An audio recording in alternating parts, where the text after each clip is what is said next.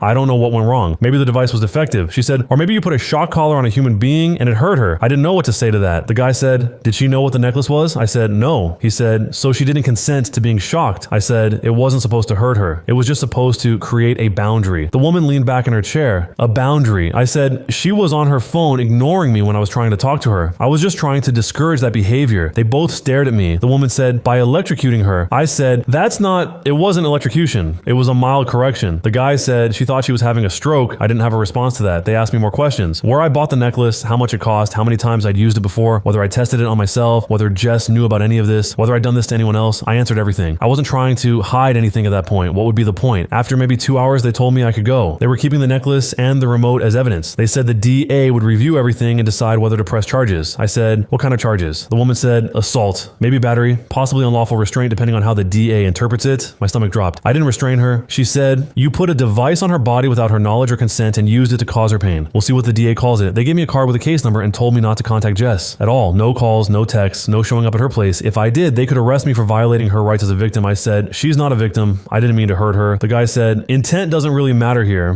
They let me call someone to pick me up. I called Tyler. He showed up an hour later, took one look at me in the hospital gown with a black eye and said, Jesus Christ, dude. We didn't talk on the drive home. I could tell he wanted to say something, but he was holding back. When we got to the apartment, he finally said, I need you to find somewhere else to stay. I said, what? He said, I can't have you here, man. This is too much. I said, Tyler, come on. Where am I supposed to go? He said, I don't know. Your parents? But you can't stay here. My girlfriend saw the Reddit post about this. She knows it's you. She told me if you're still living here, she's done with me. I said, the Reddit post? He pulled out his phone and showed me. Someone had posted in our city subreddit. The title was, Guy at County Hospital got caught putting a shock collar on his girlfriend. It had like 800 upvotes. The comments were brutal. People calling me a psychopath and abuser, saying I should be in prison. Someone had posted a description that was close enough to me that people were trying to figure out who I was. One comment said, I think I know this guy. Works at a tech company downtown. Has a golden retriever. Another said, if you know who this is, report him. He's dangerous. Tyler said, it's a matter of time before someone connects this to you publicly. I can't be associated with this. I said, we've been friends since college. He said, yeah, and you put a shock collar on your girlfriend. I don't even know you right now. I packed a bag that night, called my parents. My mom picked up. I said, hey, can I come stay with you guys for a few days? She said, of course, honey. Is everything okay? I said, not really. I'll explain when I get there. The drive to my parents' place is about 40 minutes. I spent the whole time trying to figure out how to explain this. I got there around 1 a.m. My dad was already asleep, but my mom was waiting up. She took one look at my face and said, what happened to your eye? I said, oh, I got in a fight. She said, with who? I said, Jess's brother. She made me sit down at the kitchen table, got me ice for my eye, made tea even though I didn't want any. Then I told her, not everything. I left out the clicker and the treats and most of the conditioning stuff. I just told her I'd bought Jess a necklace that turned out to have a defect and it shocked her and she thought she was having a medical emergency